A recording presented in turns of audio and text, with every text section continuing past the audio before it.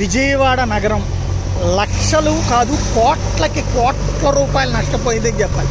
ఇదిగో ఈ కనబడుతున్నటువంటి జేసీబీలు నీళ్లలో వెళ్ళలేక వెనుతిరిగి వచ్చేస్తుంటే కొన్నిట్లలో తీసుకురాగలిగేటటువంటి పరిస్థితి. అదే సందర్భంలో అవసరమైనటువంటి వాళ్ళని మాత్రమే తీసుకొస్తున్న పరిస్థితి. లోపల అలాగా నిలబడిపోయినటువంటి చీకటిగా కనబడుతున్నటువంటి అపార్ట్మెంట్లో ఎంతమంది ఉన్నారో తెలియదు. ఆ చివరిలో కనబడుతున్నటువంటి ఇళ్లల్లో లైట్లు కనబడుతున్నటువంటి ఆ ఇళ్లల్లో పైన మనుషులు ఉన్నారు. అదే సందర్భంలో ఈ కనబడుతున్నటువంటి వరదంతా కూడా అసలు వాతావరణం ఏంటన్నది అర్థమయ్యేలా చేస్తుంది.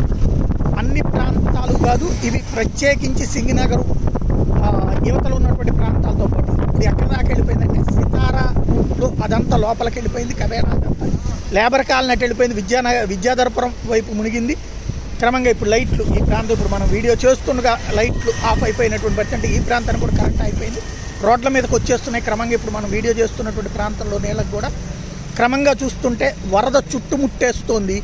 అసలు ఈ నీళ్లు ఎటుకుపోతాయి, ఎప్పుడు పోతాయి అన్నటువంటి స్పష్టత ఇదిగో ఇన్ని గంటల సేపు మీరు ఇట్లా ఉండాల్సి వస్తుంది, తగ్గించే ప్రయత్నం చేస్తున్నాం లాంటిది వాళ్ళకి కమ్యూనికేట్ చేసేటటువంటి వ్యవస్థ అర్జెంటుగా అవసరం. మనోధైర్యం దెబ్బతిని ఉంటారు, ఏనాడు అనుభవించినటువంటి పరిస్థితి. కాబట్టి ప్రభుత్వ యంత్రాంగం సీరియస్గా దృష్టి సారించాలి.